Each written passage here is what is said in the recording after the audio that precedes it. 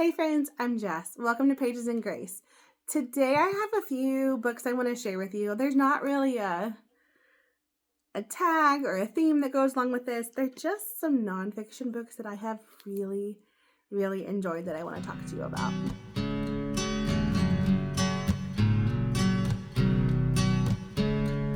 So if you didn't know, I was a former middle school science teacher for 11 years.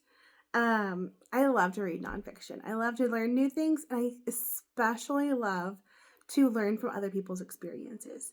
And looking at these books, most of them are that type of book. I have a lot of nonfiction books that I want to read and that I have read. And these are just some of the ones that I kind of keep them separate on my shelves. I keep them together. It's just kind of a memory of how that book impacted me. And they're ones I would definitely reread again. So they're not in any order. I'm going to start with the one I read the most recently, and I've already talked about on this channel, and that is Rooted in Wonder by Erin Lynham. I really enjoyed this book and how it went through immersing your kids in nature, and not just immersing them in nature, but bringing in that wonder in God's creation. I absolutely love being outside. I have since I was a little kid. I find so much peace and just the overwhelming power of God and his creation when I'm outside. I grew up and our house was surrounded by woods. And so we spent time playing in the creek, playing in the woods, going searching for things in the woods. And I definitely felt that reading through this book. And I want to instill that love of creation and that wonder at how amazing our world is in my own children. I also love to garden, so this went right along with that too. Watching one little seed grow into this massive plant that produces all of this food for our family is just amazing to me. I still to this day, I absolutely love it. And so Erin Lynham in this book, she does a really good job of just keeping that wonder and awe even in adulthood.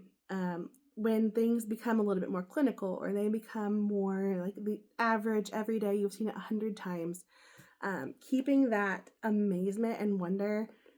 I love this book. I know it is kind of geared towards younger kids, so if your kids are older, I don't really have a recommendation at this point. But if I find one, I'll definitely share it with you. I gave this one 5 stars. I highly recommend it. So the next book I read years ago, so I'm not going to be able to give you as detailed information, but I do remember I absolutely loved it when I read it. And that is Everybody Always by Bob Goff. This was before we got into foster care. I was a teacher. The title drew me in because that is so true. Who are we called to love? Everybody, always. The students that get on your nerves every single day, everybody, always. The person that cuts you off in traffic, the person that, everybody. So in this book, he takes us through different situations in his life where he's been called to do more and more and more. He's done some pretty incredible things. I really enjoyed reading through this book and seeing all the different ways that he can have a massive impact on people around the world. Not just say, oh, I'm really sorry that happened, but going in and seeing the need and filling the need. He talks a lot about his first book in here that I have not picked up yet. I think I did find it at a thrift store. It's on my bookshelf in there. But becoming this blurb got me. Becoming love in a world full of setbacks and difficult people. And I know we all have situations in our life where it is difficult to love and be Christ's love. It is. Everybody has it. Everybody goes through those situations. But this book is absolutely a reminder of, no, we're called to love everybody. Yeah, even that person. Even love through that situation. It was a really good read. I I really need to get that book on my list for next year. I think it's Love Does. Yeah, Love Does by Bob Goff. So the next one is a memoir. And this book I just picked up on a whim in a little bookstore in Minnesota when we went up to visit family. This was years ago. It was in the Christian section, and I thought it sounded interesting. We're foster parents, so I was drawn to the title, and I read the back of it. And that is Fostered by Tori Hope Peterson. This book was intense. It's absolutely an important read. I don't want to say I loved the book,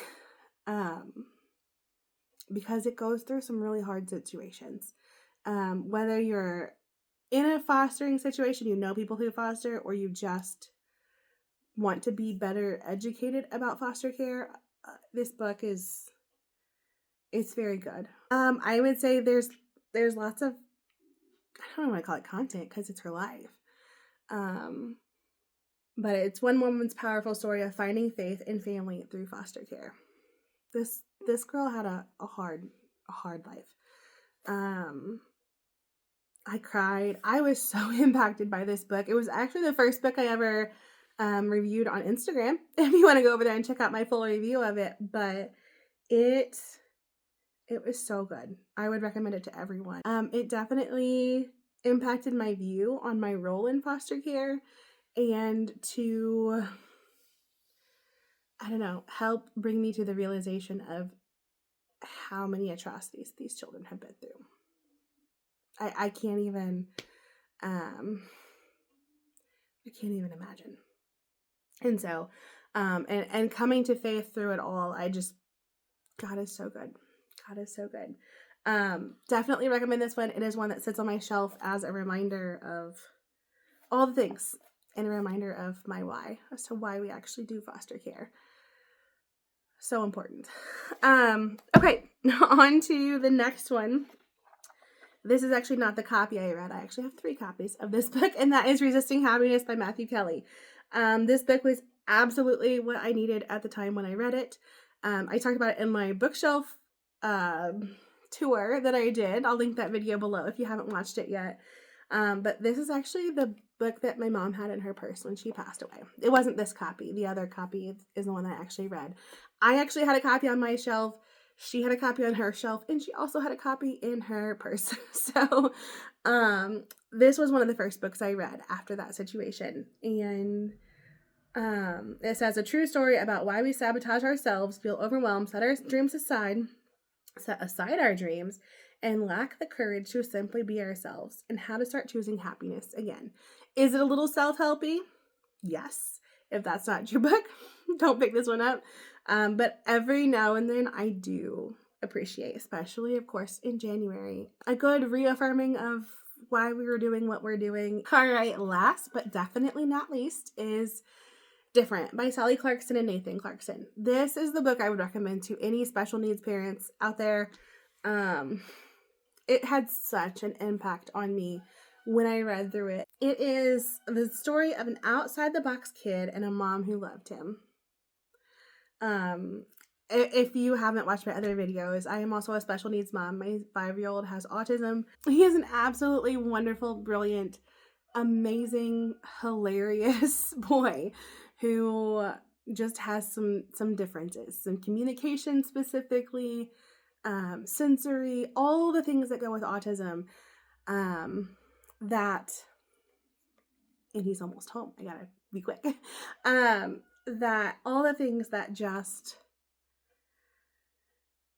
make it a little bit more difficult. So I loved how Sally wrote this book in collaboration with her son. So you hear her perspective, and then you hear his perspective. And it's, I don't know how many times I was just like, yeah.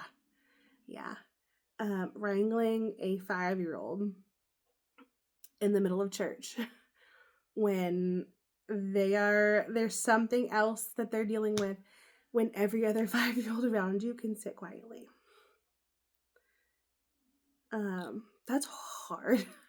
That's hard. And I know people in my congregation, they understand, they know what I'm going through. So that is very, very helpful. I love the different perspective between mom and son. and how it's all brought back to a biblical worldview. I appreciated that so much. I read another book. What was it? I'll put it here. I really enjoyed it, but it just felt so negative because there are so many things to get down about being a special needs parent. There are so many things that you can worry about and not know what's going to happen and worry about this behavior and that behavior and whatever else happens. But this book did it differently. Different. And I think part of it maybe because she's writing it after her son is raised, where the other book was written now while she's still raising her child. But I loved hearing her perspective where she was very open and honest, but always willing to hand it over to God. And that is what we're called to do. We're not called to carry this by ourselves. We can't carry this by ourselves. I don't know. I started a reread of it earlier this year and I never finished it. And also, she was raising her son at a time where there wasn't really a label to put on it or an explanation or all of the supports that there are today. I can't imagine walking through this without all the therapists and teachers that we have worked with already who understand way more than I do. So when we got the diagnosis with our son, I understood autism from like a middle school perspective. I had worked with several different amazing students, brilliant students with autism at like a 6th, 7th, and 8th grade level. But a 2-year-old, I don't know what I'm doing. And that's everyone raising a child, but specifically with the needs that he has and all of the advice that you're given that works in a typical situation that just may not in ours. I loved this book. I would highly recommend it to any special needs moms, or if you just want a better understanding of what special needs moms are going through. This one was a really good, positive book that was uplifting and 5 stars all the way.